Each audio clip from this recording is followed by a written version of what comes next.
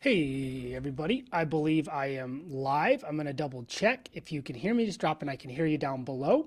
If you're excited about what I'm going to talk about, just drop an excited down below so I know that everyone's excited about what I want to say today. Let me just double check that we are in fact live.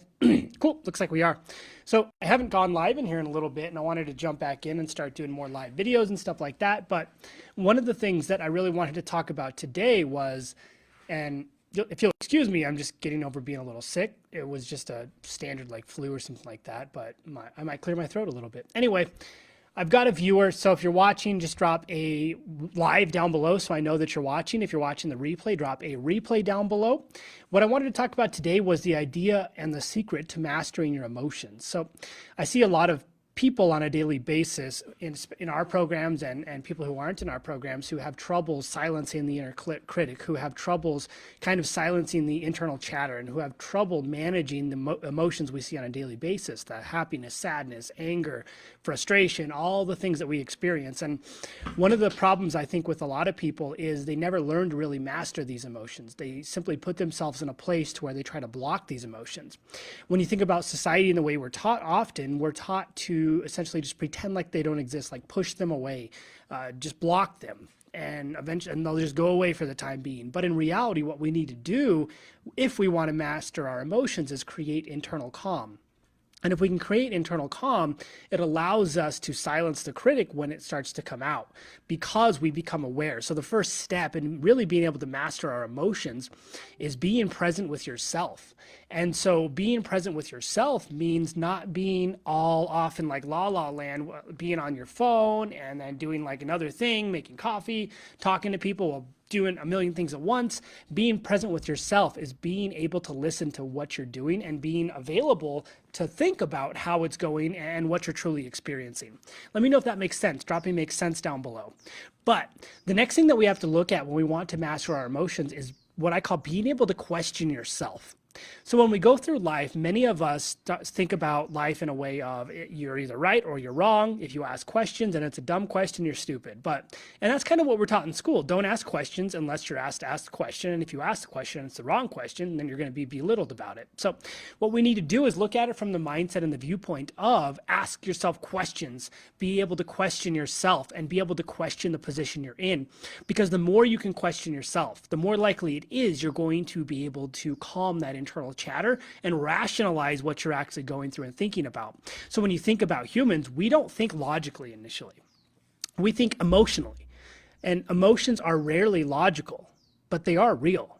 So what we need to do is we need to be able to analyze what we're thinking and what we're feeling and why, and then be able to interpret that by asking questions. And so what do we do? How do we do that? Well, one of the tasks that we do with our clients inside the Brain Code Rewire is we work on what we call a mood log.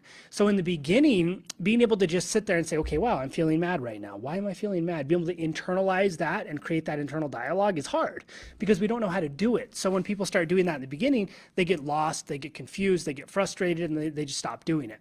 So what we want to do in the beginning and what we start to do is we start to write down our emotions. We write down, wow, I was frustrated. What was the event that made me feel frustrated? Why did I feel frustrated in that event? Who was involved? Was it just me? Were there other people? What was going on there? Okay, so I was frustrated because of this. Why was I frustrated because of that? Well, why did that happen? Well, why did this happen? And what you do is you learn to analyze and interpret the situation that happened that created that emotion. So you don't just get stuck on the emotion. You're able to actually figure out what happened and why it happened, and then you move from this emotional epicenter of the brain to where you feel like the sky is falling to the logical center of the brain to where you feel like you can finally be okay with it. You understand what happened. So the next time it happens, you can pull yourself back and be like, I noticed I'm feeling frustrated again. I noticed it was because of this thing. The same thing's happening again. And I noticed this is a triggering event for me. So the key there is I've now become present and aware of that emotion. And if I can become present and aware of that emotion, I'm able to correct it because I know what's happening and I understand the context behind what's happening. When you think about emotions with many of us, our emotions don't just magically come up. Our emotions come up because we've gone through a lifetime of experiences. We've had experiences in the past, we've had trauma in the past, we've had good and bad things happen to us, and all of those things come together to create what we're going through today. They create the trauma we experience today. They create the happy moments. They create what makes us happy, what makes us sad. All of those things, our history and our biology, come together to make us who we are and help us create how we tick, essentially how we think in the current environment. So the first step is identifying, like, why am I feeling this way? What's going on? And being able to question it. But I don't think a lot of us can internally create that dialogue right off the bat. So the way we want to be able to start doing that is writing it down. So you want to write down why you're feeling, how you're feeling, and all of that stuff in between. Then after you start doing this, you can start removing the writing and you can start creating the dialogue internally.